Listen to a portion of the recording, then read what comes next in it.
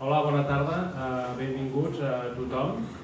Tinc el gust i el plaer de presentar-vos a Iván Núñez del Prado i a Juan Núñez del Prado. Ells venen de Cuzco, del Perú, i ells venen a parlar de la tradició andina i d'aquesta nova espiritualitat que està aterrant a Occident, sobretot de la mà d'ell i de persones com ell que ho estan extenent per Occident. Us deixo amb Iván i amb Juan Núñez del Prado. Gràcies.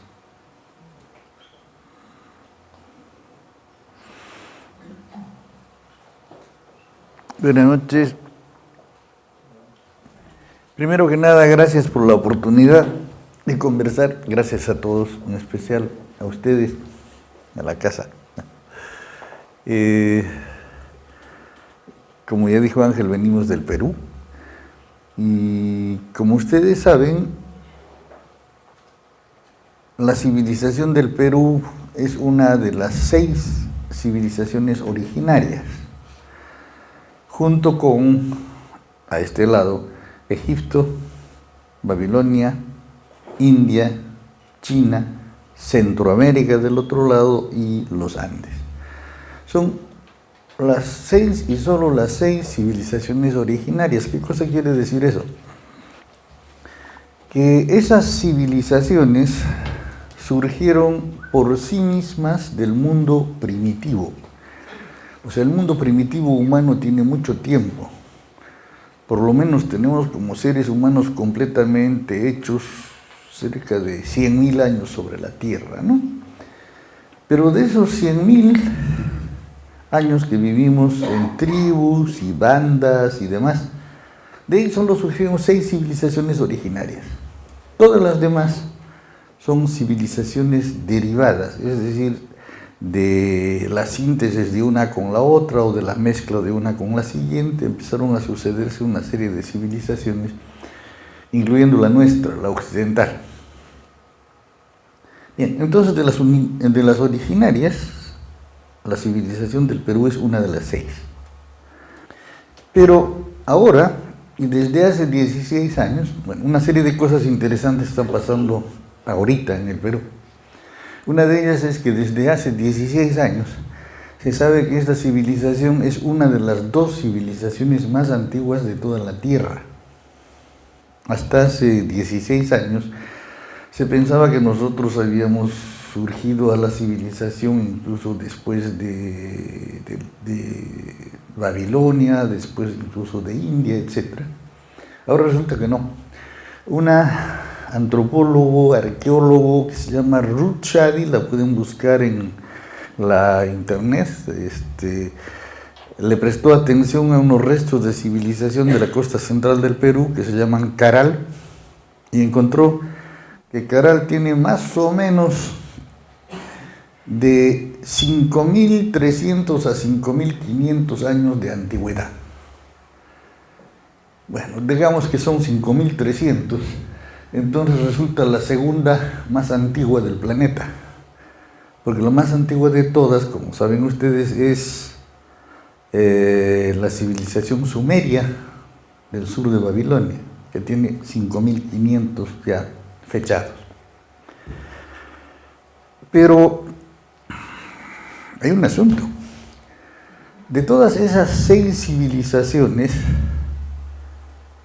todas de una u otra manera llegaron a tener en algún momento dado escritura, inventaron escritura. Entonces hay algún registro histórico que champoleones de por medio se puede descifrar, etcétera, etcétera. La verdad es que los Andes nunca desarrollaron un sistema de escritura. No conocieron la escritura hasta el siglo XVI, en que los Andes fueron invadidos por Europa. Ahí llegó la escritura a los Andes. Como resultado de eso, si vamos a una librería hoy, podemos encontrar cosas sobre las espiritualidades del Egipto, de la China, de todas las otras civilizaciones, salvo la civilización andina. Porque de la civilización andina solo han quedado los restos arqueológicos y la tradición oral viviente. Por supuesto, hay algo de escrito. Es lo que escribieron los conquistadores españoles del siglo XVI, los cronistas. No solo los españoles, sino unos cuantos indios que aprendieron a escribir y leer muy rápidamente. Entonces, sobre la última fase de esta civilización hay algo escrito, pero sobre todas las fases anteriores no, porque Caral es, como les decía, equivalente a la civilización sumeria.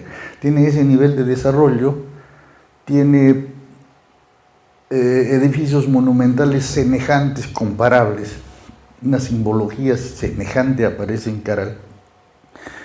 Pero ese es el primer paso de la civilización. Eso se convierte en otra civilización que es una síntesis alrededor de 1500 años antes de Cristo. Es una civilización que se llama Chavín, que tiene una iconografía y un estilo muy peculiar y que por sus restos sabemos que se extendió a través de todo lo largo del área andina. Por primera vez, una civilización pan-andina. Eso dura hasta más o menos el año 0 de nuestra era, en que esa civilización, por alguna razón, colapsa o se desintegra. ¿Por qué sabemos eso? Porque el estilo desaparece y es sustituido por otro estilo. Esta vez la civilización va a venir del área del lago Titicaca, en una civilización que se llama Tiahuanaco o Huari, que desde el sur cubre otra vez todo el espacio andino. Y eso llega más o menos hasta el año 900 de nuestra era, en que surgen los incas. Como ven, los incas ya son el resultado último de una sucesión de civilizaciones. Bueno, eso es lo mismo que casi cualquier parte. Si ustedes le dan una retrospectiva a la civilización de España, van a encontrar que esa civilización empieza más o menos alrededor del año 1000 antes de Cristo, contemporáneamente con el rey Salomón, etc., con los tartesos, ¿no es cierto? Civilización incipiente en España, y después tartesos, factorías griegas y fenicias, después son parte de Cartago, etcétera, etcétera. Son una serie de fases del desarrollo de la civilización, hasta que finalmente, después de la Reconquista, se vuelven una civilización cristiana. ¿De acuerdo? Entonces, eso es en cualquier parte de la Tierra. Hay una sucesión de este género. Pero hay unas que son más antiguas que otras en su inicio, y de las originales, como les digo, hay solamente 6.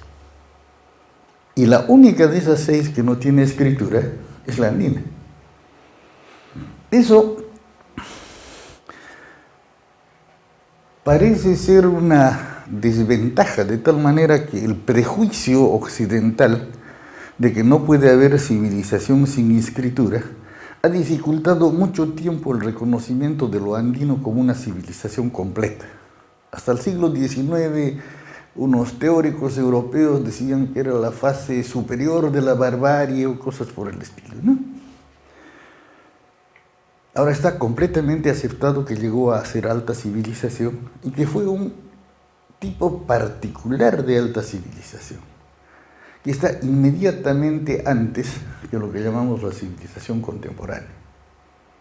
Pero eso lo sabemos a través de una secuencia arqueológica solamente, a través de los testimonios de cronistas del siglo XVI y a través de lo que han hecho mayormente mis colegas, antropólogos. Han descubierto en las poblaciones indígenas de Ecuador, Perú y Bolivia ciertos rasgos peculiares que las distinguen de lo que vino de Europa y de otras civilizaciones, y que se deduce que deben ser provenientes de la civilización antigua del Tahuantinsuyo. Ahora, sobre lo que nos interesa,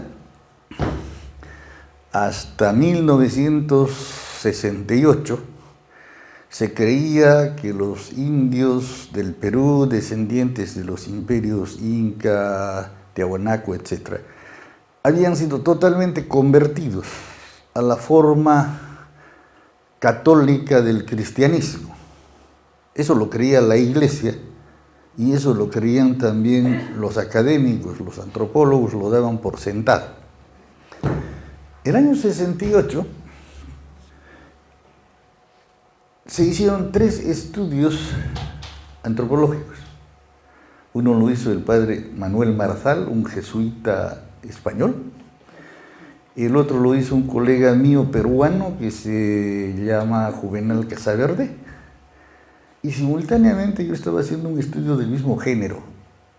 Habíamos encontrado que existía una religión viviente andina diferente de la católica. Eso sí, había asimilado las figuras de Jesús y María, por lo cual se la podría considerar una religión cristiana. Pero todo lo que rodeaba a Jesús y María, que constituían una especie de centro metafísico del sistema de creencias, eran una serie de personajes sobrenaturales, como la Pachamama, la Madre Cósmica, como los Apu, que son los espíritus de las montañas, como los Malquis, que son los espíritus de los árboles sagrados, como las Cochas, que son los espíritus de los lagos sagrados, etc. Como ven, esto no tiene muy poco de cristiano o de católico, y tiene mucho más que ver con las cosas que los cronistas registraron en el siglo XVI. Pero esos trabajos fueron una novedad entonces, estoy hablando de 1968.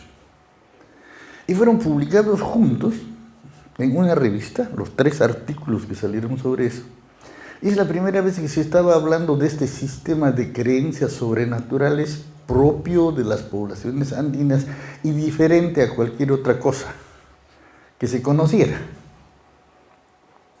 Como diríamos, se había redescubierto la existencia de esto. ¿Dónde estaba? Estaba simplemente en la memoria de las poblaciones indígenas andinas, que en el Perú son mayoría. Es decir, en el Perú hay 2 segmentos, digamos, de visión de la realidad. Uno son los descendientes de lo europeo, criollos y mestizos, como nosotros somos mestizos. Y lo otro es un segmento que proviene de la tradición civilizacional indígena. Pero criollos y mestizos son una abrumadora minoría dentro del país. Sin embargo, esta otra gran mayoría no había tenido la manera de hacerse escuchar sobre cómo veía y cómo creía en referencia a las cosas, y empezaron a ser, digamos, escuchados acerca de esto a través de los antropólogos, que son especialistas en prestar audiencia a este tipo de cosas. Bueno, eso es el año 68. Habíamos descubierto la supervivencia de un mundo espiritual ancestral. Después del 68, lo que ocurrió conmigo es que tuve la oportunidad de moverme desde la frontera norte hasta la frontera sur del Perú, y encontré que lo que había encontrado en una pequeña comunidad era un sistema coherente que cubría 2.200 kilómetros de montañas andinas con miles de comunidades de indígenas que veían el mundo espiritual de este modo. Cuando encontré esto, entonces estaba haciendo un posgrado en una universidad en el Perú, un posgrado de antropología. Cuando encontré esto, hice una hipótesis académica. Dije, una cosa tan homogénea y tan coherente no se puede mantener por sí misma. Debe haber algún tipo de especialistas que mantengan ese sistema, se encarguen de mantenerlo. De manera semejante a cómo, si se quiere mantener la coherencia de la Iglesia Católica, tiene que haber un conjunto de sacerdotes y teólogos que estén retroalimentando el sistema.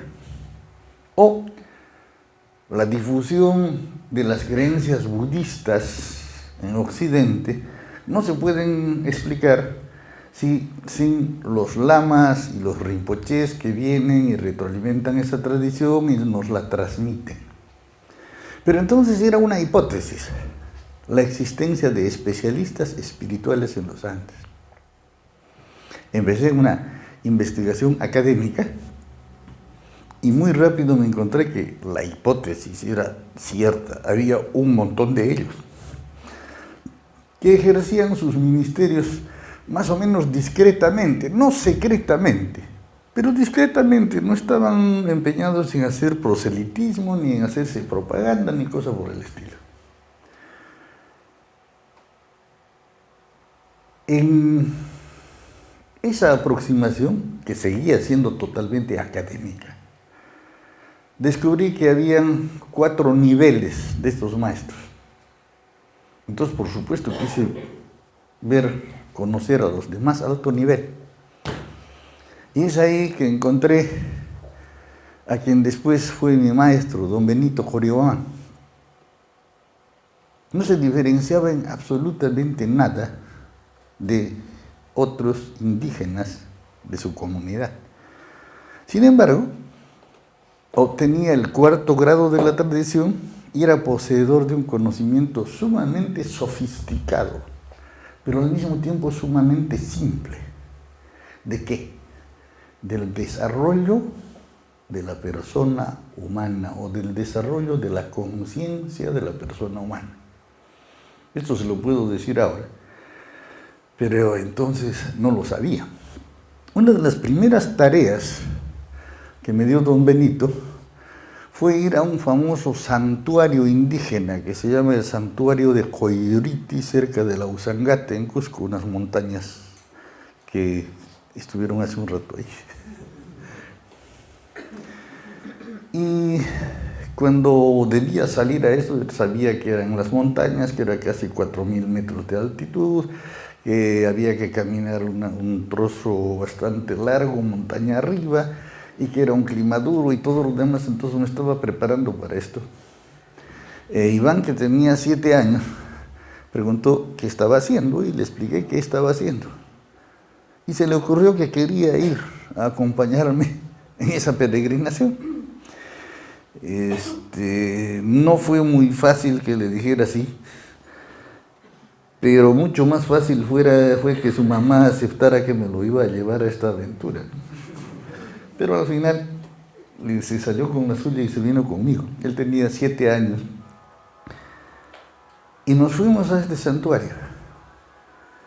Y lo que nos ocurrió en ese santuario resultó que era técnicamente la iniciación en el primer nivel de la tradición andina. Es decir, sí, somos padre e hijo, pero eso nada tiene que ver con que yo sea su profesor en el ante andino. Es decir, hemos entrado en el asunto juntos y somos colegas desde entonces. Estamos metidos en el asunto desde entonces. Bien, se han ido recuperando una serie de cosas importantes sobre la civilización andina contemporánea, y por su diferencia con lo occidental se puede inferir que esto viene de toda esta larga tradición de civilización.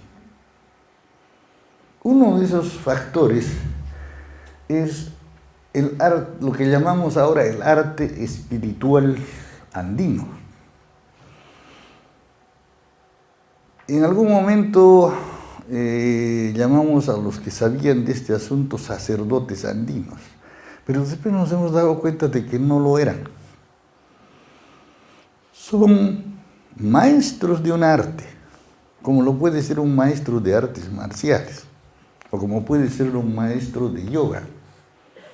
Es decir, para hacer yoga, uno no necesariamente tiene que imbuirse de una serie de filosofías y conocimientos, aunque esto es colateral, pero lo fundamental para hacer yoga es hacer asanas.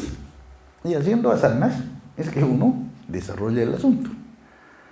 Si voy a practicar aikido, claro, me darán algunas nociones básicas sobre qué cosa es el ki, etc. Pero después todo el tema será empezar a dar volantines y después tratar de centrarme y después empezar a hacer una serie de movimientos hasta que realmente descubra que me estoy relacionando con qué. Según el Aikido, con Ki. Pero cuando descubrí que hay Ki, me doy cuenta de cómo se maneja Ki y que Ki me puede dar una serie de capacidades extraordinarias. Si ustedes ven un vídeo de Osensei Morihei Ueshiba, fundador de Aikido, van a ver que un día ese señor está parado en un lado del tatami, al otro lado hay un maestro de sumo, y Morihei hace ¡Kyoi! Y el maestro de sumo con sus 150 kilos se levanta del aire y ¡plum! Bueno, el Ki puede hacer eso, ciertamente. Pero para llegar a eso, tengo que haber practicado una serie de cosas. Eso es un arte marcial. O sea, no importa qué tipo de lógica usa el aprendiz de Aikido, o si ha estudiado filosofía, o si ha estudiado esto o aquello, ¿no? La cuestión es llevarlo a un nivel de percepción del Ki, y entonces sabe de lo que está haciendo. Está haciendo Aikido, ¿no es cierto? Lo andino es lo mismo. Parece que los incas y ancestros descubrieron lo mismo que descubrieron los japoneses bajo el nombre de Ki, y los chinos bajo el nombre de Chi, y los hindúes bajo el nombre de Prana, y lo llamaron Kausai. Kausai, Ki, Chi o Prana es el mismo factor. No estoy diciendo que las artes marciales sean lo mismo que nosotros enseñamos, si no, no tendría sentido, son otra cosa. Artes marciales provienen de pueblos guerreros, como el chino o el japonés, ¿de acuerdo? Nuestras artes son más bien artes de plantadores, de cultivadores, de agricultores. Son un arte espiritual de plantadores, agricultores y criadores de animales. Parece que en los Andes no había una vocación verdaderamente guerrera, ese es otro asunto. Y bueno, desarrollaron algo que era fundamental para ellos.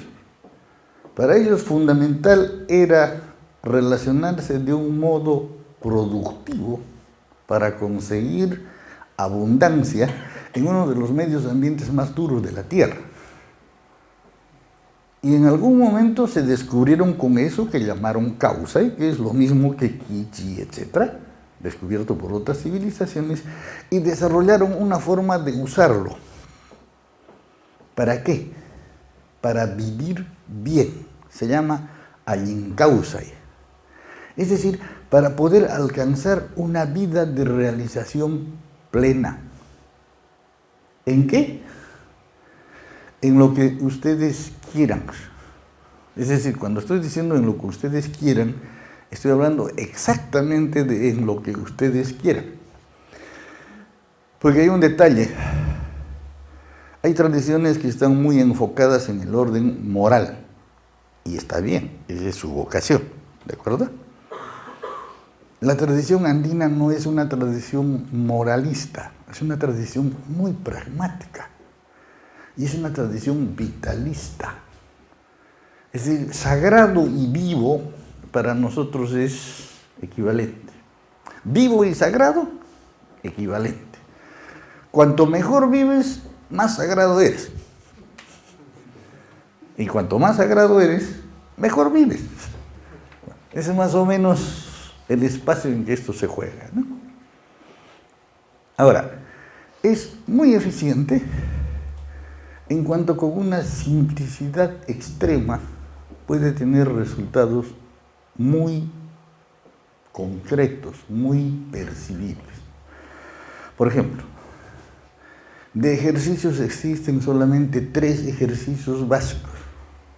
Todo lo demás es una serie de variantes de esos 3 ejercicios básicos. ¿De acuerdo? Bien. Quisiera que Iván un poco les muestre el aspecto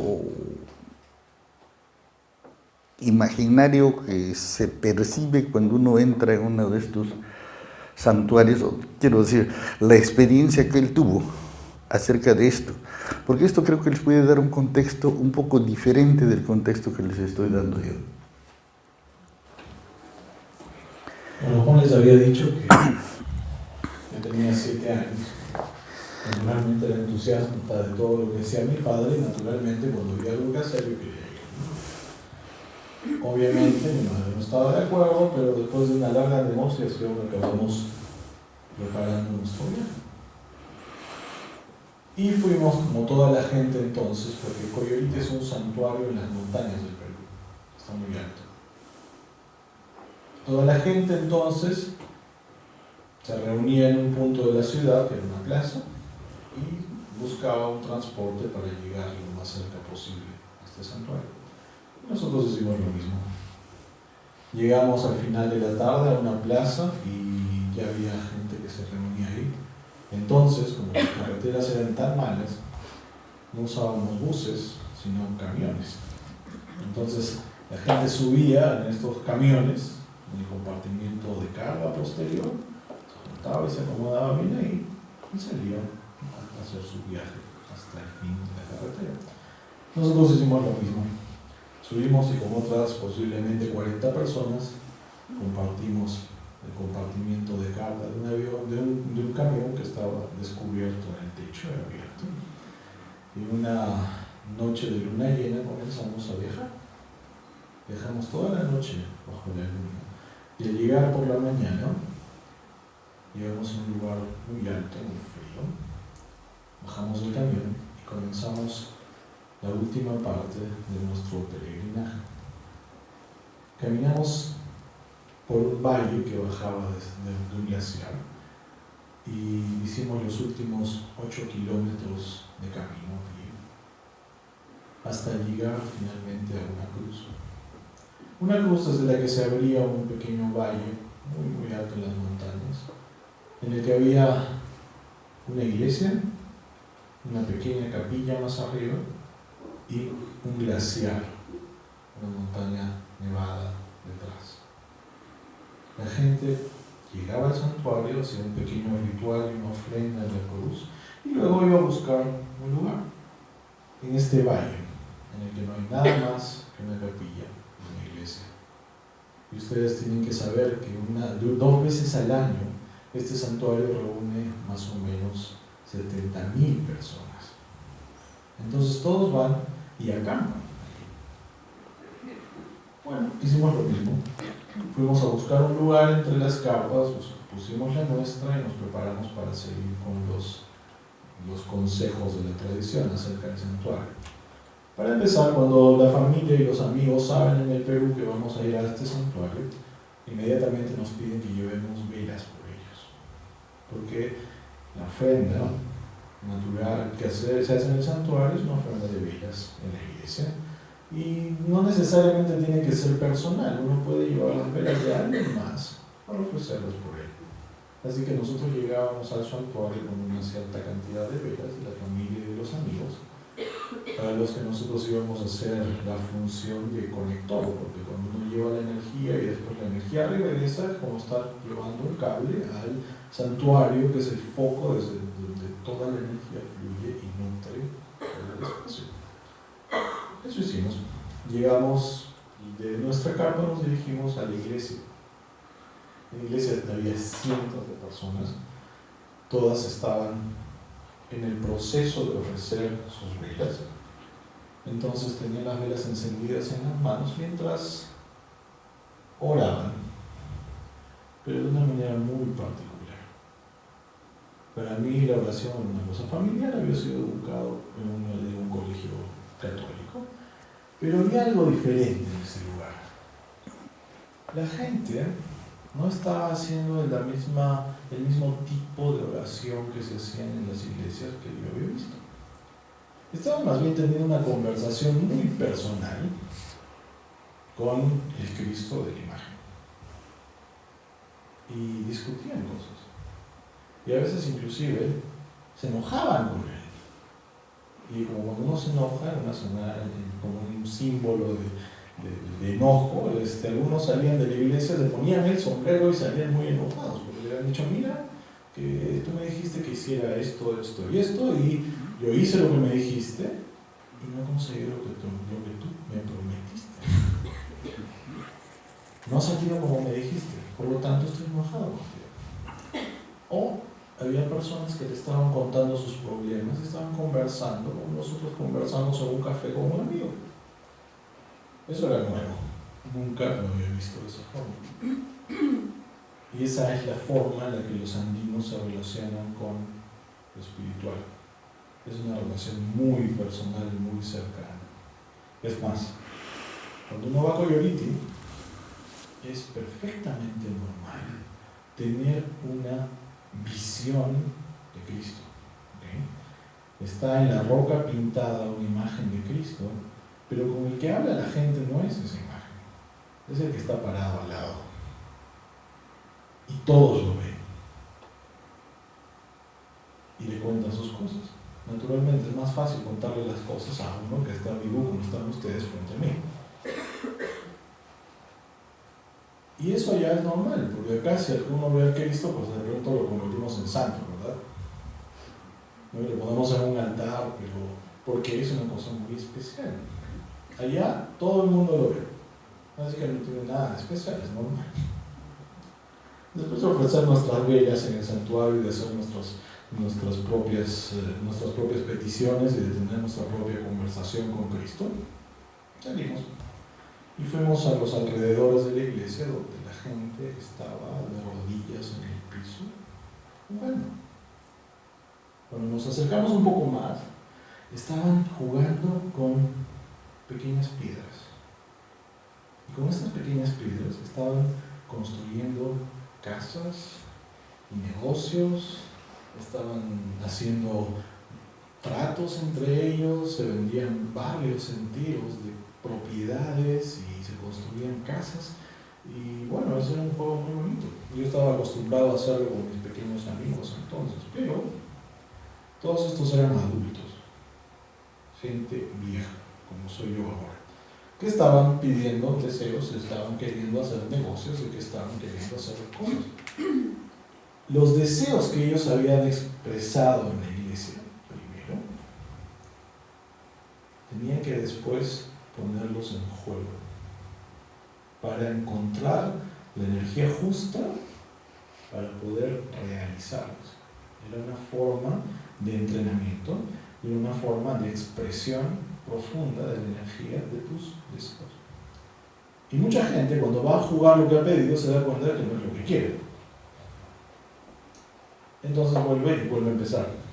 O muchos se dan cuenta de que efectivamente es, pero se preparan para realizar lo que están pidiendo. De tal manera que cuando regresan todos, regresan a su casa sabiendo que se va a realizar. Porque el Señor le ha dicho que sí. Y al año siguiente regresan para dar las gracias porque lo que pidieron ya se realizó. Finalmente, entre las dos capillas, bajo el glaciar había muchas danzas. Cada grupo importante de la región ofrece un baile al santuario. ¿No? Pues hay unos trajes muy coloridos, hay muchas personas involucradas, es toda una empresa tener una danza de estas durante 3 días, que se baila día y noche, casi sin parar, mitad de ninguna parte. Bueno, alguien tiene que llevar los disfraces, alguien tiene que llevar las cosas, alguien tiene que cocinar, alguien tiene que... Es toda una empresa. Y por supuesto el Estado no pone un centavo para realizar esta empresa. Lo pone la gente. Y todos los que tienen que ver con esa ofrenda, más o menos la ven como las velas que nosotros habíamos llevado a nuestros amigos. Esa ofrenda es una conexión con el sagrado para crear una comunicación. El concepto más importante dentro de la tradición se llama Agni, es la reciprocidad. Y en esa reciprocidad, en ese aire, todo lo que uno hace puede ser entendido como un aire. Todo lo que yo ofrezco, todo lo que yo doy, todo lo que yo recibo es parte del aire. Entonces, esta danza es como una gran vela, solo que ha sido construida no por una persona, sino por cientos de personas que se preparan, que la sostienen y que la llevan y que la ofrecen en el lugar sagrado. Naturalmente, cada uno da lo que puede. Hay quien paga los disfraces, que son carísimos. Hay quien lleva las cosas. Hay quien simplemente pela papas, patatas para la comida, o cocina para ellos. Pero todos hacen parte de una gran ofrenda. Y cuando la energía se mueve, y la energía regresa, porque eso es una ley casi como la ley de acción y reacción de la física. Si uno da algo, puede estar seguro de que va a regresar, pero más grande. ¿Ok? Esa es más o menos la idea del aire. Entonces cualquiera que es medianamente inteligente se da cuenta de que la acción es la cosa más importante. Hay que hacer cosas, por lo tanto eso nos va a ayudar a recibir más. Bueno, esto es lo que hacen ellos. Cada quien da a su medida, se hace una enorme ofrenda y después todos reciben la energía de vuelta. Finalmente, en cada una de las danzas hay un hombre disfrazado de oso, que se llama ukuku. Y este ukuku es visto antes de la fiesta en los pueblos cercanos, recuperando dinero, recibiendo donaciones de la gente para sostener la fiesta. Estos ukukus, que son todo un equipo de gente, pero después uno acaba siendo parte de uno de las danzas, primero van y financian los gastos del festival. Después llegan un poco antes que todo el resto de la gente y preparan este enorme espacio, limpian y ordenan el agua y todo el lugar lo preparan para cuando la gente venga. Cuando la gente llega, ellos son como la policía del santuario. Conservan, cuidan de todos, conservan el orden. En esta fiesta en particular, por ejemplo, no está permitido beber. Si uno se pasa de copas, van y lo azotan en la plaza. No digo que en todas las fiestas en los Andes esté prohibido beber. Hay otras fiestas en las que si uno no bebe, se pierde todo. Pero en esta en particular no se bebe. Bueno, ellos están en las danzas y cuidan de todo el mundo y preparan las cosas. Y finalmente, cuando el día termina, se retiran, se reúnen, hacen sus propios rituales y suben al glaciar, donde hacen y juegan sus rituales. Son unos rituales privados, solamente ellos los pueden ver. Son algunos un poco, inclusive peligrosos. Ellos juegan en el glaciar de noche y hay grietas en el hielo y cosas pasan. De vez en cuando, alguno de ellos muere durante esta noche. Y eso también es considerado un aire. No es que lo estén buscando, porque nosotros no buscamos el sufrimiento, la muerte, no. Pero las cosas pasan, la vida es así. Cuando uno muere durante esta ceremonia, es considerado un enorme aire. Bueno, después de hacer sus propios rituales y después de haber hecho las conexiones con el glaciar, que es también un espíritu de la montaña, ellos regresan a seguir cuidando de los demás. Finalmente, cuando todos se han ido, después de 3 días, ellos limpian y dejan todo como si nada hubiera pasado. Y todo funciona a través del aire. Y todo lo que uno hace tiene un valor. Y todo lo que uno da o recibe es parte del aire. No importa cuán grande o pequeño sea, cada uno da a su propia medida. Pero los apus, los espíritus que reciben esto, la Pachamama, tienen otra medida. Pero nos dan de su aire. Cuando nosotros damos con generosidad y ofrecemos con generosidad, los apus y la Pachamama nos dan, pero a su medida, y ellos son enormes. Entonces pueden satisfacer cualquiera de nuestros deseos, por más grande y absurdo que este sea. Eso y todo es Ainu. La relación con el sagrado es una relación muy personal. Y todo lo que uno hace, lo hace directamente con el sagrado. Finalmente, cuando todos regresan a sus casas, cada una de las personas que ha llegado al santuario regresa portando el Sami, la energía viviente, fina, y conecta su casa con el santuario. Estas cuerdas de energía continuarán nutriendo todo este espacio a lo largo del año.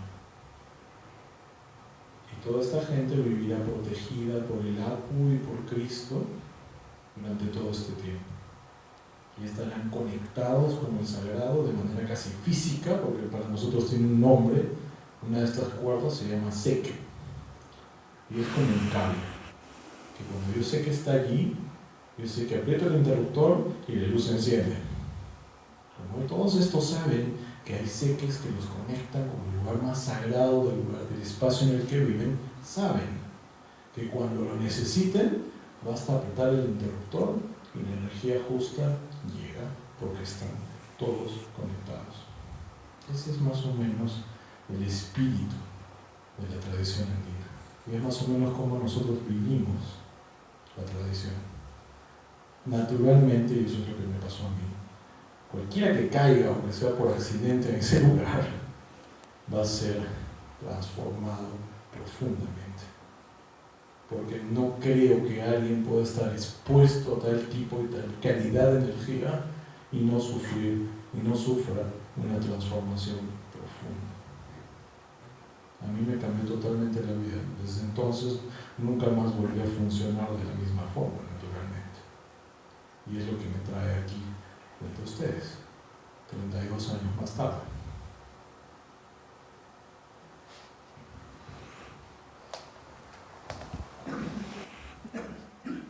Hay formas colectivas como la que Iván nos ha mostrado, que en un caso convocan 70.000 personas al año, pero ese no es el santuario más grande, digamos.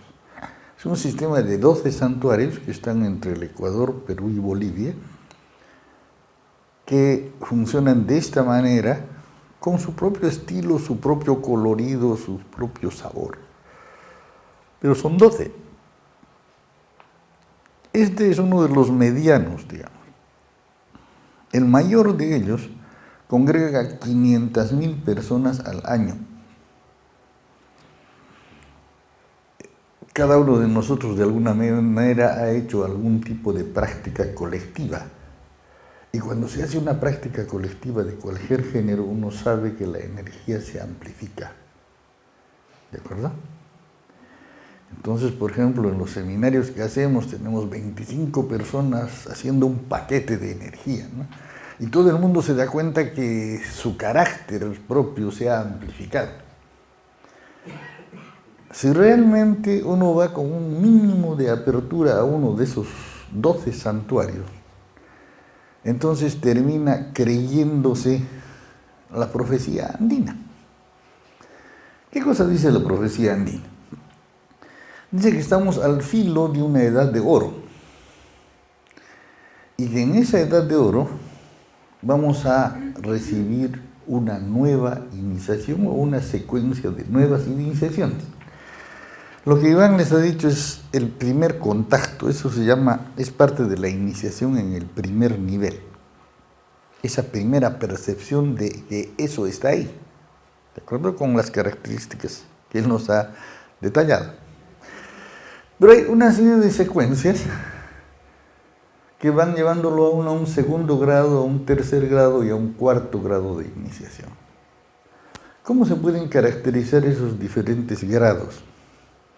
Es decir, si uno es capaz de modular la energía de un pequeño grupo local, digamos, al que nosotros llamamos Ayllu, entonces se vuelve Ayllupaco. Pero también hay un Ayllu Apu, que es el señor de ese grupo local. Y uno ha establecido una conexión con el Ayllu Apu porque se ha aprendido a ser capaz de modular la energía de un Ayllu, digamos. El paso siguiente es aprender a modular la energía de una provincia, a la que llamamos Llaqta. Y cuando uno llega a tener una conexión por un ser personal con el Apu, el espíritu de la montaña correspondiente, que se llama un Llaqta Apu, entonces uno se convierte en un Llaqta Paco. O sea, ya es capaz de gestionar, de modular la energía a nivel de una localidad, de una provincia, digamos. Si uno va más allá, llegará a ser Suyu Apu. Si ustedes recuerdan, el nombre del imperio de los incas era Tahuantinsuyu, que quiere decir las 4 naciones unidas. Suyu es entonces nación. Digamos, si puedo ser capaz de conectarme con el santo patrono de toda España, no sé exactamente quién es, en algún momento era la Virgen del Pilar, creo. Si soy capaz de hacer eso, entonces seré capaz de modular las diferentes energías que se mueven al interior de España. Eso es un Suyu Paco. Como decir, el cardenal de las Españas de hoy día en la Iglesia Católica, ¿no? O sea, alguien que tiene jurisdicción en España. Eso es el Paco. Pero no es para ocupar un sitial, no es para impartir sacramentos, no. Es para otra cosa.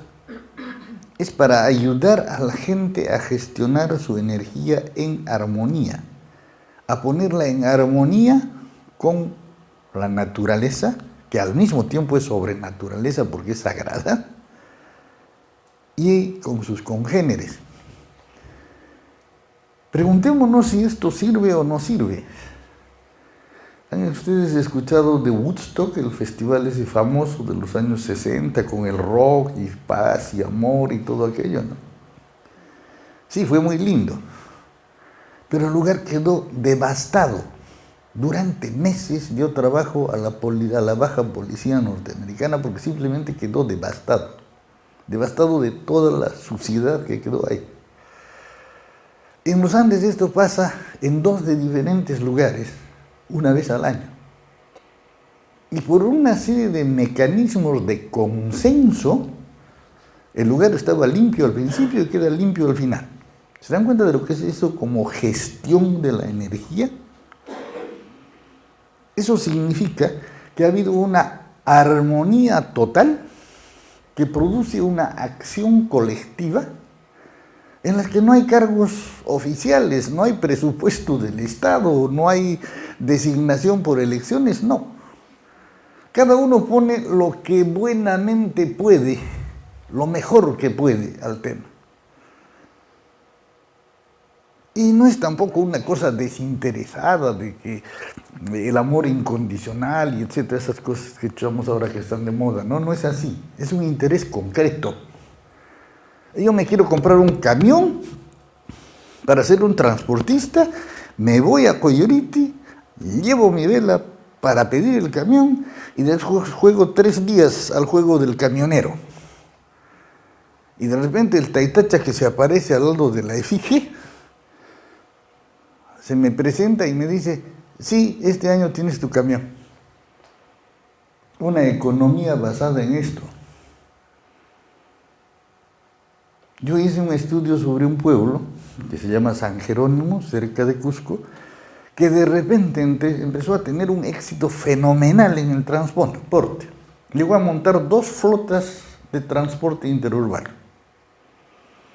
Averiguadas las cosas ahí. ¿Y cómo has obtenido tu camión? He ido 3 veces a Coyoliti y cuando el señor me dijo que ya, agarré, me fui al banco, saqué el carro y no sé qué y no sé cuántos y ya lo pagué, es mío. Y después, bueno, entregamos ese carro y lo dimos como cuota inicial para 2, porque el fulano de tal me estaba ayudando a trabajar el carro durante todo el tiempo que empecé. O sea, por una parte había un factor sobrenatural para disparar el proceso de hacer la economía. Y por otra parte, una vez que eso estaba disparado y actuado en el juego, no era cuestión de simplemente pedir, tenía que hacer las cosas concretas que en este mundo te dan acceso a eso. Pero ya tenía dentro de mí mismo una construcción enorme, porque yo había aportado al generador de energía, digamos, y me había traído un cable de esa energía a mi casa, y además había explicitado en el juego lo que quería, y lo sobrenatural, en forma de Cristo, me había dicho que sí, que ya era tiempo. Y habían 2 flotas de ómnibuses construidas de esa manera. O sea, eso es otra manera de ver la realidad. ¿De acuerdo? Es acción teniendo en cuenta un factor que contemporáneamente se nos pasa totalmente de lado. Teniendo en cuenta el factor de lo que se llama lo sagrado.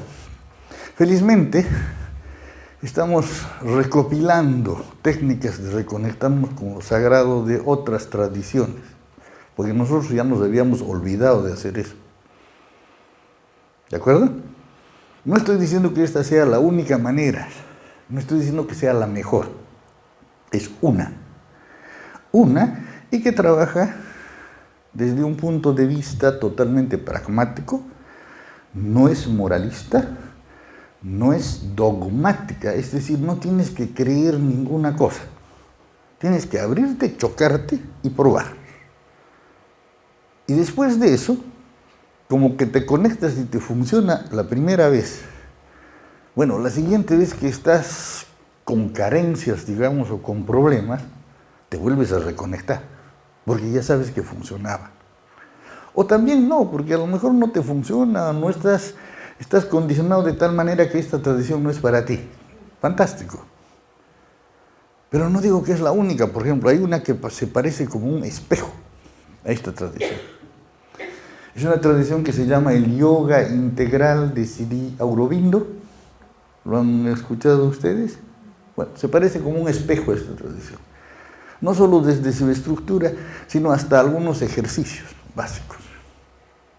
Esa es otra alternativa. He mencionado Aikido, es otro camino a lo mismo. Qigong es otro camino a gestionar esa energía. O si haces pranayama, pranayana en la India, va a lo mismo. Pero es un factor que después de que uno tiene la experiencia de conectarse con él, resulta tangible, resulta concreto, y uno aprende por este arte a gestionarlo.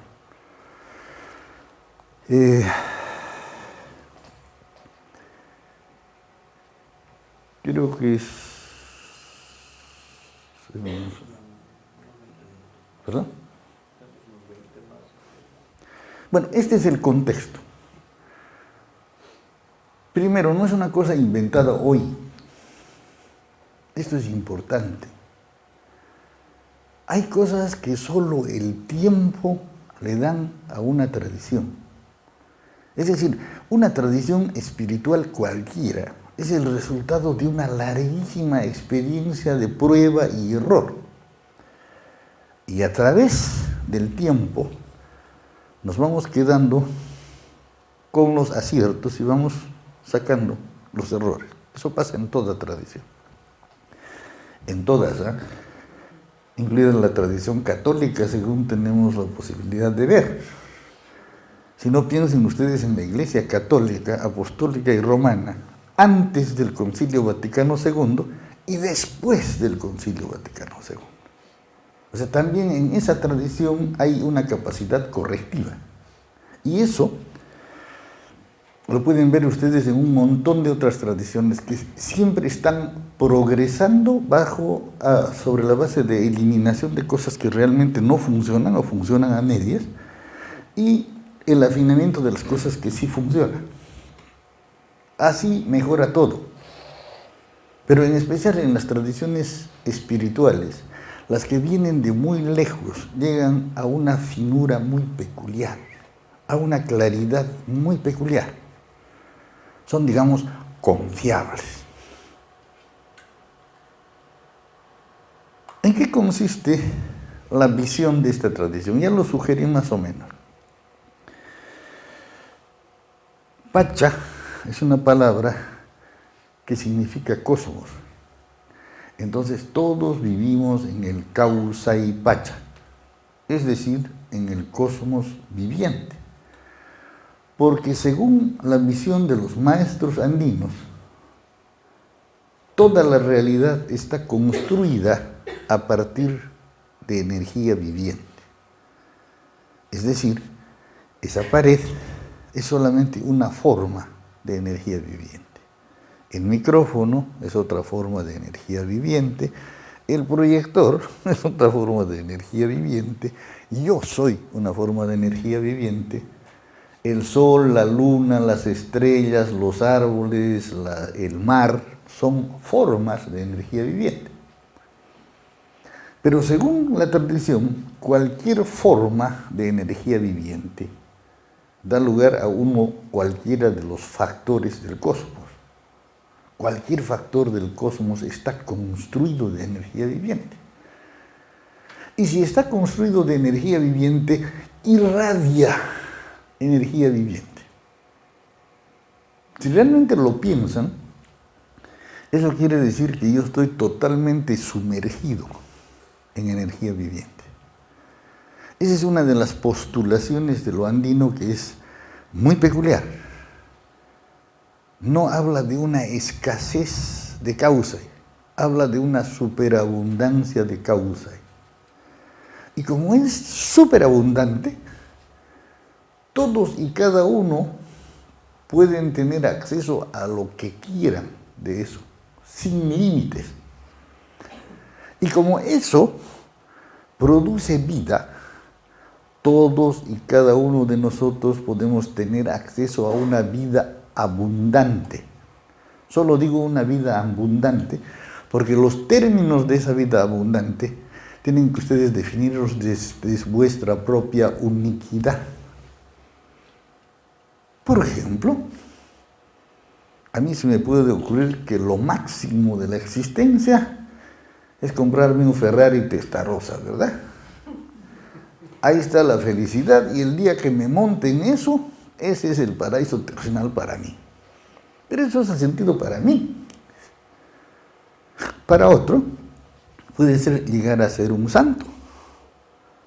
Es decir, irse de anacoreta, retirarse, vivir la soledad y llegar a una contemplación de lo divino.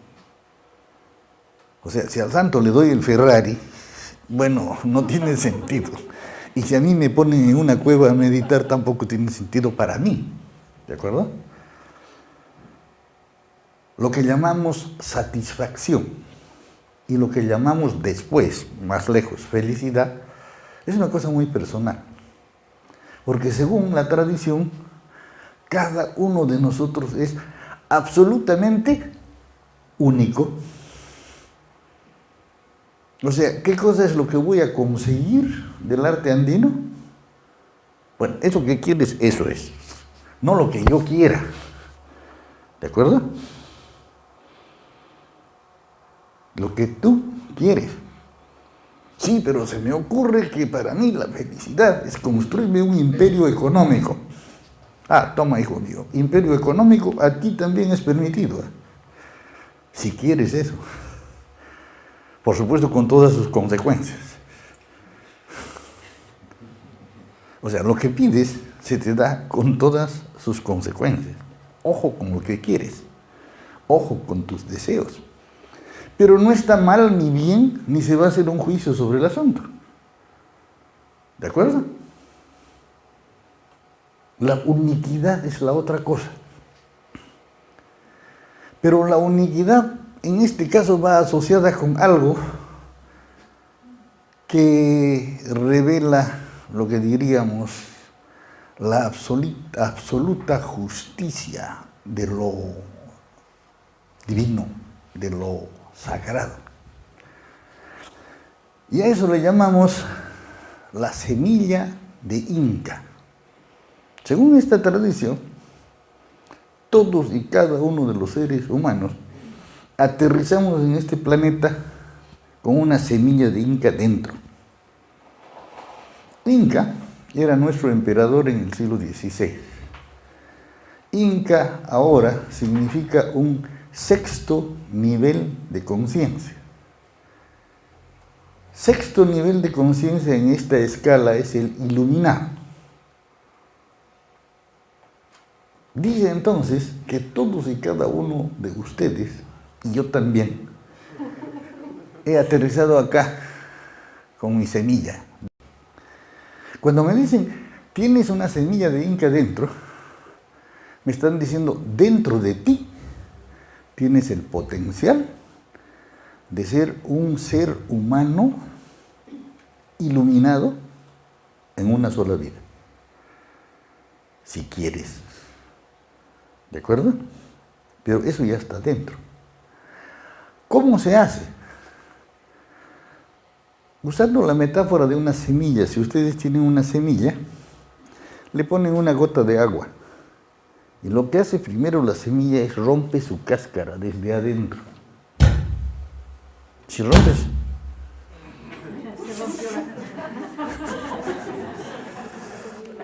rompes la cáscara desde afuera, dañas la semilla o la puedes dañar. Pero si la semilla rompe su cáscara desde adentro, rompe la cáscara sin dañarse. ¿De acuerdo? Pero es la semilla la que tiene que hacer eso en respuesta a ¿qué? Al agua. Y el agua, según nuestra tradición, es un poder. Le llamamos Terce-Apu porque es un Apu universal, un poder universal. Es decir, no solamente está aquí, sino está en el Cusco también. Esa es otra historieta. Pero al fin, es eso.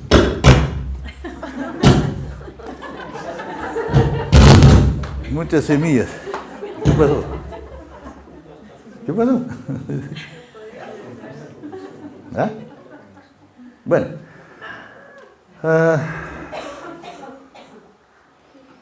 ¿Qué pasa cuando...? Entonces la receta es muy sencilla. Tienes que poner en conexión el cauce que está afuera, que es ilimitado, con tu semilla. Y si lo haces, se va a iniciar un asunto totalmente natural que se asemeja a un proceso de germinación. Y entonces tú vas a ser testigo de ver crecer dentro de ti algo que eres tú mismo, pero mejor. Y mejor, y mejor, es un proceso natural y suave que exige solamente, como el juego de la montaña, exige un juego. El juego con la energía. La práctica del arte se llama Puhlay, que quiere decir juego. Es tan sencillo como un juego de niños. Y consiste en hacer fluir esa energía viviente por dentro de mí y tocar una y otra vez a mi semilla. Una planta que tienes no se riega una vez. Se riega una vez y empieza a germinar. Pero después necesita que le eches la regadera otra vez, y la otra vez, y la planta crece y todo bueno. Bueno, esta es una metáfora. Los seres humanos no somos plantas. Pero dice la tradición que tenemos un potencial dentro que ya sabe todo lo que es necesario para llegar hasta ser un iluminado. Un Buda, si quieren ustedes. A eso le llamamos Inca. Son básicamente dos principios. ¿Por qué nos llevó 8 años de llegar a completar el aprendizaje de este asunto? Simple y sencillamente porque los principios son opuestos a los principios de nuestra propia civilización occidental. Ojo, que no es mala, sino que va en otra dirección. una dirección de la cual sale el micrófono, sale el proyector, sale el hondo de las microondas, sale mi ordenador, el tren, etcétera, etcétera. Todo eso sale de Occidente. Y sin eso, sería bien difícil que nosotros vengamos a hablar de esta tradición aquí. No sería imposible, pero con otros medios duraría 2 años el viaje desde el Perú hasta aquí, ¿verdad? Ahora dura 11 horas. Y eso es muchas gracias, tradición occidental también. En fin, pero donde está la oposición no es con la ciencia, porque si ustedes quieren les estoy proponiendo un juego experimental. Y la ciencia, la de verdad, la occidental es experimental. Se caracteriza por el método experimental. Donde está la oposición es en los principios de la espiritualidad. Primero, se dice que o el absoluto o la naturaleza nos da de lo bueno a gotitas, porque a este mundo vivimos a sudar la gorda y ganarnos el pan con el sudor de nuestra frente y a pagar un precio bien grande por algo que no sabemos ni quién lo hizo, que se llama pecado original. ¿Se dan cuenta de eso? De acuerdo a la tradición andina, cada quien viene a este mundo con una virtud original. Es portador de una virtud original y para la manifestación de esa virtud original tiene todo lo necesario a la mano, según un proceso totalmente natural y simple. Uno puede llegar a desarrollarse a sí mismo hasta donde quiera, porque además ni siquiera es una obligación llegar a ser iluminado. En el lugar que quieras y te sientas cómodo, perfectamente te puedes quedar ahí. Entonces, como quiera que lo que se llama el paradigma ahora, el paradigma de la espiritualidad occidental tradicional estaba al revés del paradigma que tenían los maestros. Había que reajustar nuestro punto de vista, había que cambiar el punto de vista, y como esta tradición no se explica, nadie le explicó a Iván Coyoriti, tuvo que ir a verlo y a ver qué conclusiones sacaba de lo que veía. Y en las prácticas, nuestros maestros no nos explicaban la práctica, sino o nos daban relatos que como parábolas o metáforas nos hablaban de una esencia, se referían a esa esencia, como la metáfora de la semilla, por ejemplo. Si voy a la pantalla de rayos X, no hay tal semilla. ¿Sí? No hay tal. Esa es una metáfora. Y se aprende de esa manera. Pero nosotros, lo queramos o no, no tenemos remedio. Toditos somos aquí en esta sala occidentales. Y aquel que me diga que no, se ha equivocado. Nosotros necesitamos explicaciones. Y las explicaciones nos facilitan mucho lo que podemos hacer. Somos así desde los griegos. Los griegos la tocaron y de ahí para adelante descendientes de griegos no tienen remedio. Necesitan explicaciones. Eso que voy a dejar mi intelecto y que no sé qué, bueno, es más una pequeña postura que si ustedes examinan su persona, no se cumple. Aunque quiera desarrollar mi intuición media budismo, tengo que leer el manual, si no, o el gurú tiene que darme un montón de explicaciones que ya aprendió porque vino a Occidente. No tenemos remedio. Entonces, en lugar de ponerme a pelear con eso, lo puedo desarrollar al tope. Porque la tradición no es incompatible con eso tampoco. La tradición se basa en 3 factores básicos del ser humano, que se llaman munai, que es una cosa especial. Es amor, junto con voluntad. ¿Creen ustedes que el amor está sujeto a la voluntad? ¿Qué dice? Después del romanticismo, la mayoría de los occidentales creen que no. Y todavía la mayor parte de nosotros cree que no. Y de vez en cuando dicen, bueno, contra el corazón no se puede, que el corazón tiene razones que la razón no tiene y que no tengo remedio. ¿Por qué?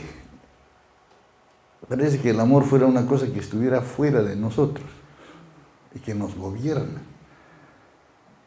Parece que más bien de actuar en amor, padecemos el amor, que viene como un vendaval que a veces barre con todo, nos lleva en la otra dirección, etc. No, para Andino no es así. Munay es tu amor por debajo de tu voluntad. Es decir, es un poder, es algo que tú orientas y diriges. Munay es el primer factor. El segundo es Yankai, es la acción, es lo que haces, el de hacer, muy práctico.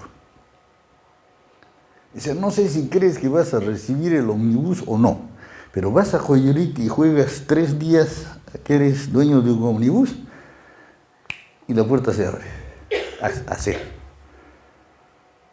Y el tercer valor es Yachay, que es conocimiento intelectual, o sea, no está reñido con la tradición.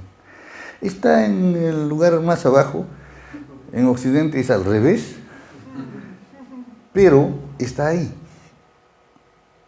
O sea, usa tu mente, piensa profundamente, no la pongas en blanco, no se te pide eso. No estoy diciendo que sea malo, eso pertenece a otro arte, ¿eh? Los artes orientales necesitan meditar y eso es calmar tu mente, etcétera, etcétera. Aquí no requieres de eso. Si quieres pensar en algo, piensa en ello profundamente, en lo que sea que quieras resolver. ¿De acuerdo? Y entonces, como no está prohibido, hay que darle a ese lado. Y más o menos lo que hemos hecho es eso. Nos ha llevado 15 años, pero al final tenemos una cantidad de explicaciones que pueden aproximarlos al modo de ver andino. Bueno, ese es simplemente como hacer un barbecho en la tierra, aflojar el terreno y demás. Pero con solo aflojar el terreno no crecen plantas. El siguiente asunto es que ustedes hagan la prueba del asunto. Y si el asunto funciona y se conectan con eso, bueno, entonces de ahí para adelante ya no es nuestra responsabilidad. Nuestra responsabilidad era simplemente preparar el terreno e invitarlos a experimentar. Ahora sí creo que podemos interrumpirla y abrir preguntas. Simplemente 2 cosas que se deben admitir como posibles. Admitir como posible. La abundancia de energía y la existencia de mi potencial para manifestar una cosa fantástica que es esencial a mí. Si aceptan esas 2 cosas y usan su intención para movilizar la energía, van a hacer inmediatamente un contacto entre su semilla y la energía viviente, y eso produce bienestar. Sí.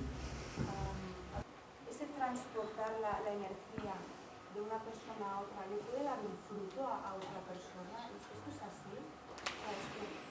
¿Dónde empieza y dónde acaba? Bien. Primero, un detalle. Si tengo una superabundancia de energía disponible, no tengo necesidad de acumularla. No tengo necesidad de acumularla. ¿De acuerdo? Entonces, la calidad de la situación energética en que me encuentro no depende de acumular energía. No depende de tener una burbuja más grande. Depende de hacerla fluir a través de mí. ¿De acuerdo?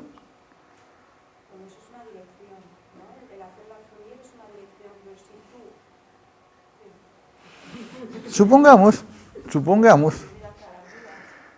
Supongamos que este señor tiene la carencia de ética que tú sugieres.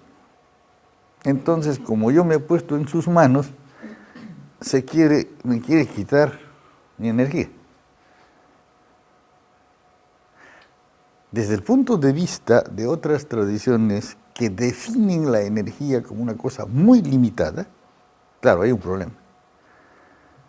Pero si empezamos con la definición de abundancia o superabundancia de la energía, bueno, toma lo que quieras, sigue, yo me conecto arriba y no pasa nada. ¿De acuerdo? Bueno, es decir, se trasciende ese tipo de problema. En Europa y en los Estados Unidos hay mucha gente que tiene percepciones de una especie de vampirismo energético. Es decir, me acerqué a un profesional o me acerqué a tal persona y me sacó mi energía, me dejó sin fuerza y no sé qué. O sea, lo han oído ustedes muchas veces, ¿sí? Sin entrar en discusiones filosóficas, Saminchacuy te resuelve el problema. Olvídate, si tal persona o cual tiene la manía de querer jalar la energía de otro, ¿qué te importa? Toma lo tuyo, más, mucho más. Todo lo que quieras, que lo quiere él, toma. Si ustedes lo quieren también, no hay problema. Si todos ustedes me quieren jalar mi energía en este momento, yo me pongo a hacer Saminchacuy. ¿Se imaginan el chorro de energía que me recibo? Nuevecita. Si tú haces el ejercicio consciente de percibir tu propio campo de energía, y por ejemplo invitas a una amiga tuya o a algún practicante en que confíes, y le dices, por favor, sácame la energía. Puede hacer lo que quiera, y si tú no quieres, no te sacan ni un milímetro cuadrado de tu energía. Tienes que observar. Tienes que observar. Mira, decimos que al final lo único que yo tengo, realmente que tengo, de lo que soy dueño y señor, es mi huasi, así se llama. Es la combinación de mi cuerpo y mi burbuja. Si lo quieres llevar hasta el extremo, ni siquiera el absoluto se puede meter en mi burbuja si yo no quiero. ¿Sí? Bueno, llámale Dios, llámale Taitanchis, llámale el Tao invisible o llámale como quieras. Pero eso, por alguna razón, te ha construido con libre albedrío. Y si tú no quieres, nadie puede tocar tu burbuja. Aunque sea el supermaestro de no sé qué, si tú realmente no quieres que te toquen la energía fina, nadie te la puede tocar. Existe la preservación total. Sí. Y eso es simplemente tu intención. Ahora bien, tenemos una especie de cáscara. Esa cáscara está construida de energía pesante. Habría de que la semilla rompe su cáscara, ¿no? La burbuja, pojpo en andino, o el aura, o como quieras, parece que tiene una especie de filtro alrededor, que evita que se contactes con energías incompatibles con la tuya. Entonces, todo lo que es incompatible se queda ahí como una cáscara. ¿De acuerdo? Eso sí lo puede sacar cualquiera. Tu energía pesante, cualquiera con la intención de quitártela, te la puede quitar. Y eso está relacionado con una tercera técnica del arte que se llama Juchamijuy. Es decir, comerse la energía pesante de otra persona. ¿De acuerdo? Pero, claro, si tienes un guante de cuero ¿sí? Te acostumbras a vivir con un guante de cuero grueso sobre la mano, te lo sacan y te sientes desnudo. Sí, algo se ha ido. ¿De acuerdo? Cuando se practica Juchamijo y se pide a la persona que se fije en qué pasa. Sí, claro, te sacan un poco de energía, pero no te sacan la fina. Nadie puede tocarte la fina, te sacan la pesante. Entonces, hay gentes que se proyectan a jalar esta energía, pero realmente funcionan como aspiradoras, o sea, hacen la limpieza de todo.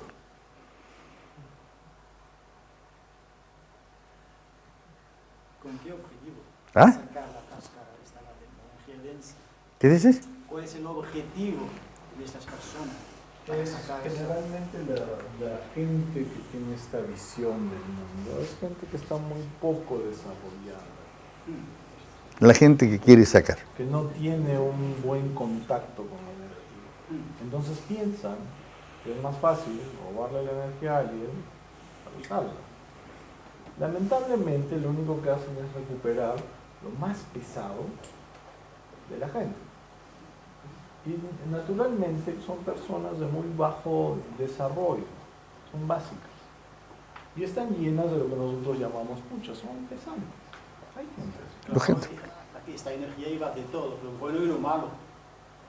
En este caso, no es lo malo, Bueno, es bueno, lo pesado, pero- según la tradición, ¿no? Para nosotros la energía fina y la energía pesante se diferencian en que la fina está estrechamente relacionada conmigo y con lo que soy. Es un espejo de quién soy. La pesada que está afuera es solamente la consecuencia de los factores externos a los que me expongo. Una vibración más densa, ¿no? Es una energía que no se mueve. La energía pesada es la energía que está bloqueada. Pero si hay una mesa que acumula polvo, porque mucha gente pasa por acá, la mesa es mi energía fina, es el objeto. El polvo es la energía pesada, es la consecuencia de gente pasando por acá. Entonces, Si bueno, uno pasa el dedo, se fue la energía pesada. Esta gente que tiene esa idea, que es muy básica, que piensa que puede tomar algo, de hecho lo hace, pero toma solamente el polvo, ¿no? Nada importante. Ahora, perdón, la cosa es experimentar. Juega con eso y ve qué pasa. ¿Ah? Por eso, si hay tal persona y sientes que hay intención de jalar energía, conéctate tú y deja, y vas a ver qué pasa. Es muy chistoso lo que pasa. Perdón. ¿Se puede resquebrajar la La cáscara sí. O sea, la cáscara de energía pesante que cubre, eso es otra cosa, que cubre la burbuja de todos nosotros, eso sí. ¿Qué la resquebraja? Una muy buena intención de sacártela de encima para empezar a poner tu semilla en contacto con lo fino.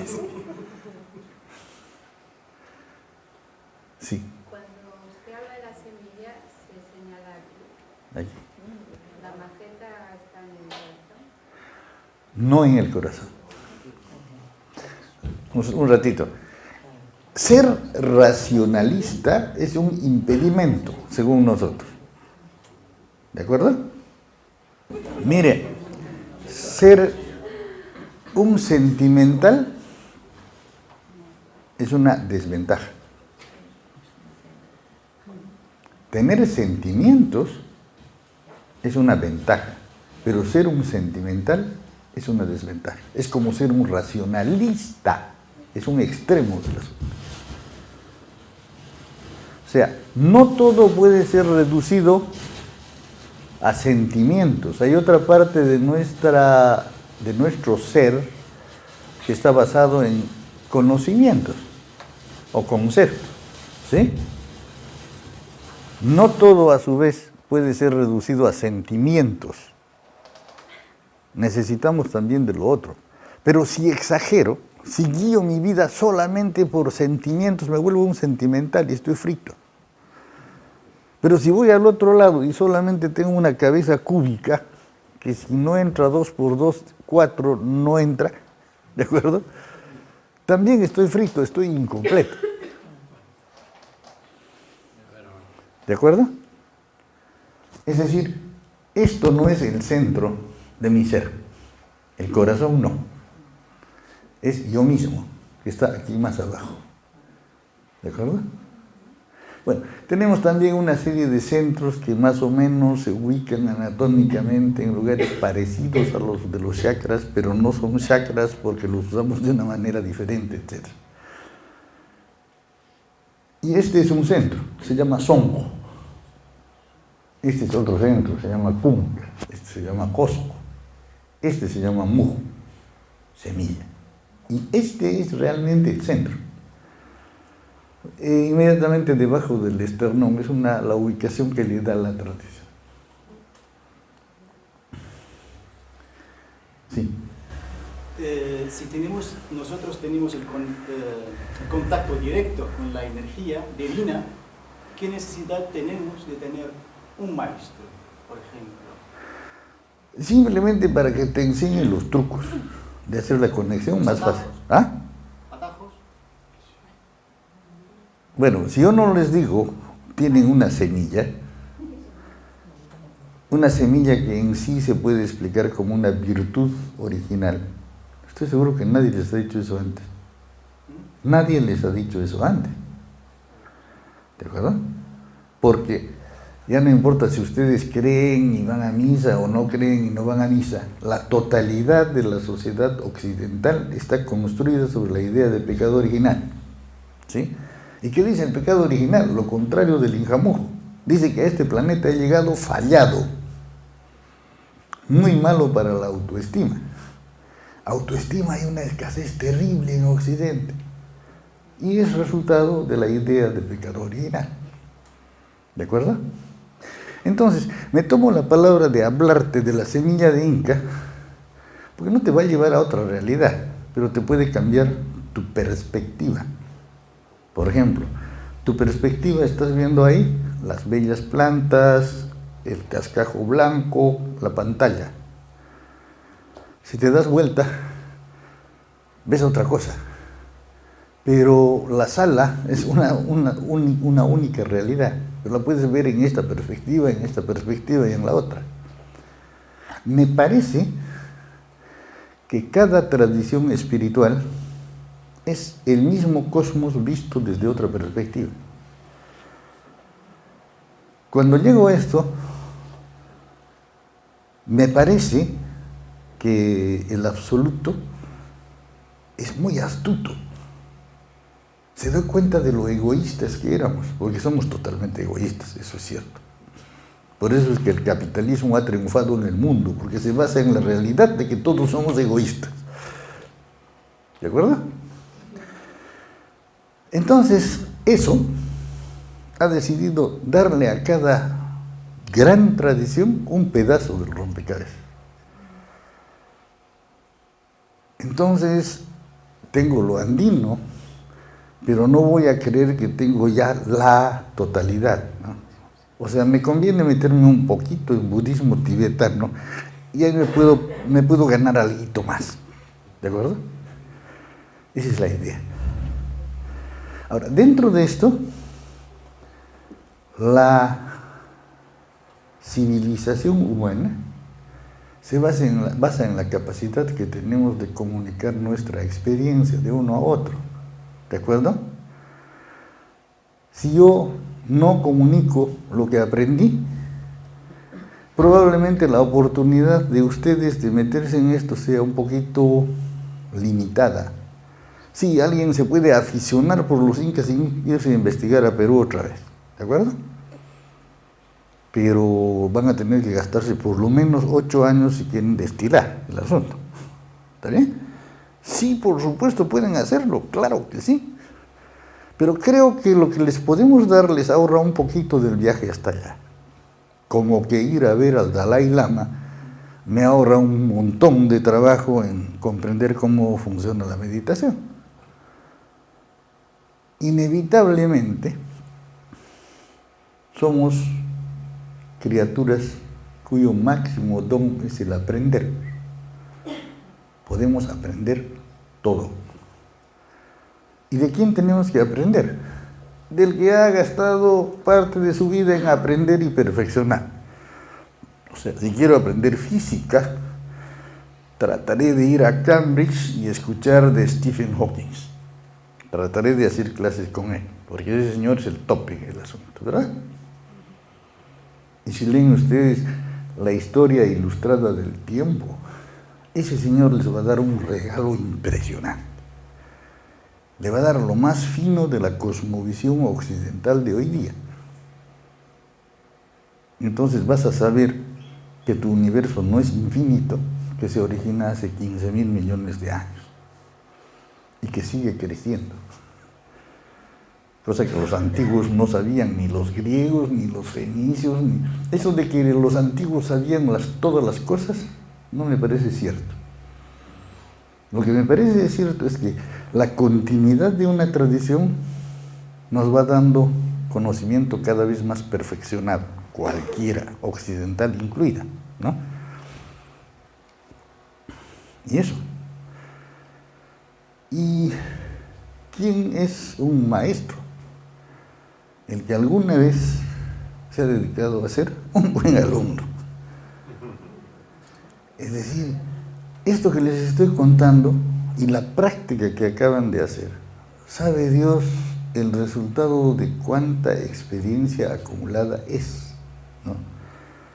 Porque don Benito lo recibió de don Julián Chayaico, don Julián de don Manuel Pinta, etcétera, etcétera, etcétera, hasta sabe Dios dónde, ¿no?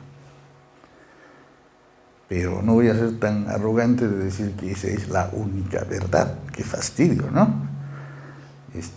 Por lo menos escucharé bien cuando alguien me habla de Kabbalah, porque ahí se rompieron la cabeza en el Talmud, el Zohar, y ahí hicieron su cosa también, ¿no? Algo tendrán que decir, pues.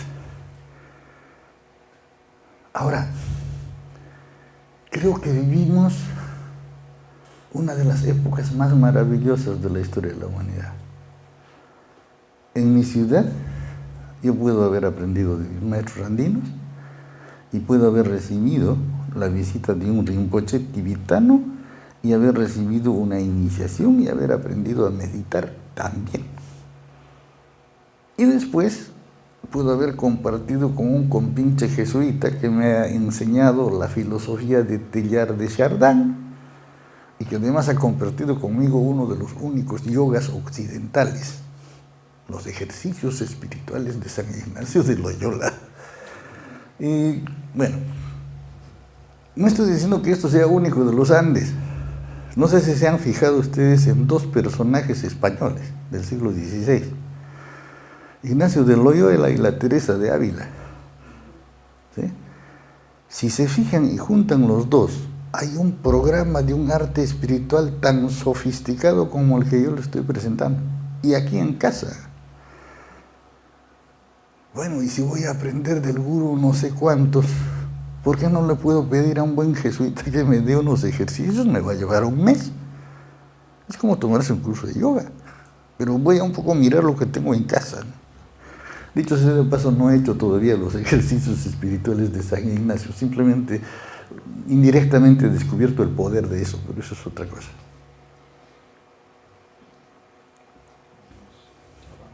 ¿No? Una pregunta más.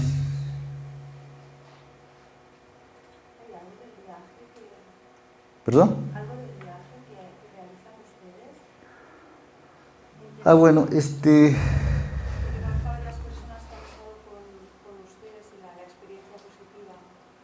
miren, este es un arte muy simple, de suerte que el arte completo se comunica en 6 días.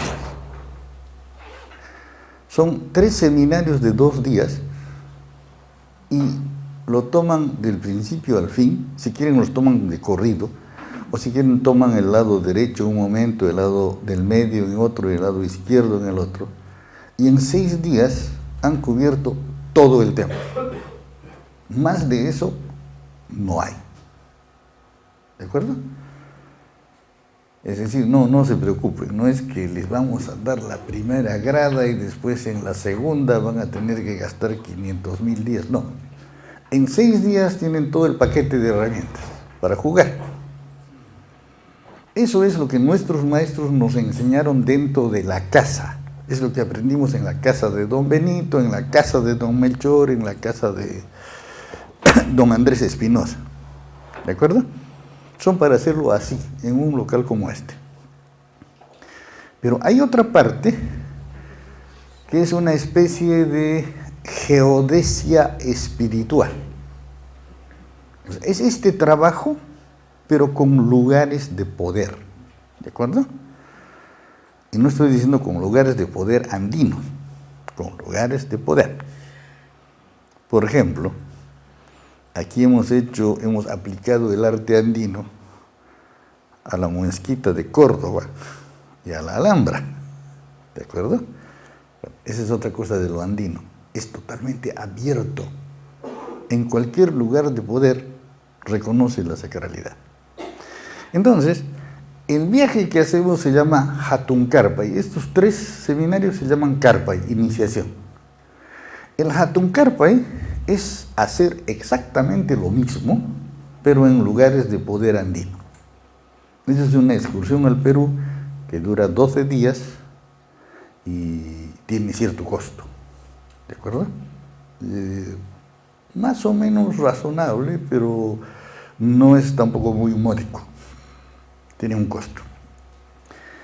Si el costo es un impedimento, desde el principio les decimos a ustedes, en los 3 seminarios han recibido el mismo nivel de iniciación. No necesitan ir al Perú porque ahí van a recibir el mismo nivel de iniciación. ¿De acuerdo? Solo que lo van a recibir en un entorno de peregrinación por lugares de poder, que empiezan en la ciudad del Cusco, continúan por el Valle Sagrado, tocan Machu Picchu, etcétera, etcétera. Es un hermoso viaje, pero quien quiera hacerlo, bueno, tiene la experiencia bellísima de ir allá, pero no va a recibir ninguna iniciación más. Si fue iniciado acá en el 4.º nivel, ya está iniciado en el 4.º nivel, es el tope y no damos nada más. Aquel que diga que da el 5.º nivel, a verlo, ¿no? Pero no creo. Bien, si el asunto económico es un impedimento, hemos trabajado con un experto en historia espiritual de Europa, que ha dedicado su vida a eso, y hemos finalmente montado un recorrido que tiene sitios de poder equivalentes a los del Perú, pero en película etrusca, medieval y romana. Lo hemos hecho en Italia, por ahora está funcionando en Italia. Si hay alguien que se tome el trabajo de armar algo parecido en España, también habrá un Hatun Karpay en España, es decir, para que no se tengan que ir hasta Sudamérica, ¿de acuerdo? Entonces son 2 niveles, el nivel de aula, que son los 3 seminarios, y el nivel de trabajo, digamos, en el campo, con lugares de poder. La iniciación es una sola y la misma, 4.º nivel. Muy bonito el viaje al Perú, sí, muy emocionante, sitios espectaculares, ay, qué lindo Machu Picchu, sí. Pero no te va a dar un grado más, te va a dar una experiencia más. Y si quieres lo puedes hacer en Europa también. Andrea está coordinando nuestras cosas en España. Y por supuesto, este centro va a ser un centro de difusión de esto y de práctica de esto, ¿verdad? Sí. El dueño. Uno de ellos. Bueno, uno de los dueños. Me encanta que las cosas sean hechas ahí mejor, ¿sí? Es decir, de las diferentes artes espirituales que se cultivan en este espacio, una de ellas ha de ser la enseñanza del arte andino. Probablemente van a tener ustedes disponibles los 3 seminarios, con lo cual recibirán la iniciación en el techo, 4º nivel. A través de Andrea, y probablemente en algún momento también a través de ustedes, es una cosa generalizable y colectivizable, digamos. Pueden acceder a viajes a Perú, o coordinar viajes para hacer el Hatun Karpay en Italia, como les venga, o armar un Hatun Karpay en España. O sea, lleva tiempo, hay que identificar los sitios con cuidado, etcétera, pero sale. Ahora, en España hemos hecho 2 cosas muy bonitas que tienen que ver con vuestra tradición. Una es la reunión internacional de practicantes del arte andino que organizó Andrea, y en que nos quisimos conectar con las grandes tradiciones que convergen acá en España, por supuesto el Islam y el cristianismo. Y por ejemplo, una de las más magníficas experiencias que he tenido es meterme en la mezquita de Córdoba, en la cual hay una catedral cristiana dentro de una mezquita. Y si uno aprende a conectarse con eso, es una soberana experiencia. ¿De acuerdo? Pero también hemos hecho una cosa, estábamos organizando en Europa unos recorridos que hemos llamado las rosas, el camino de las rosas, para honrar el poder femenino en su más alta expresión. Entonces hemos organizado un circuito en que se tocan una serie de lugares de poder españoles y por supuesto se va al lugar del nacimiento y del desarrollo del trabajo de la Teresa de Ávila, que es Ávila. O sea, nos hemos permitido asumir que ella es la rosa de España, ¿no?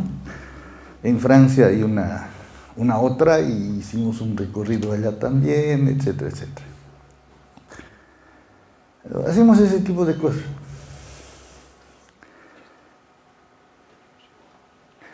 Disculpen ustedes, siempre soy un parlanchín impenitente, así es que me he pasado de mano.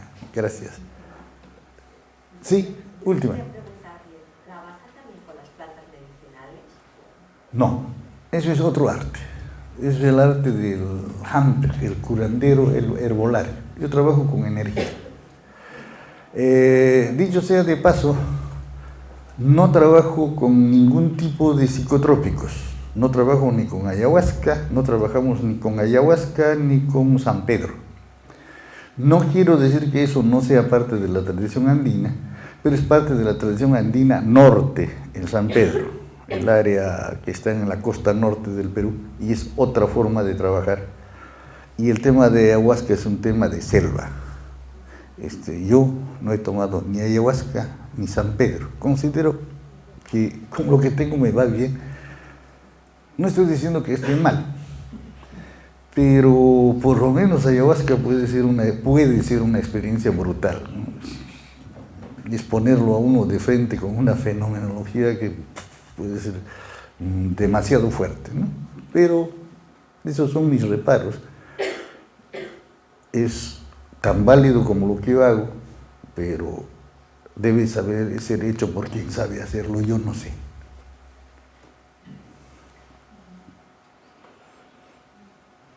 Bueno, muchas gracias.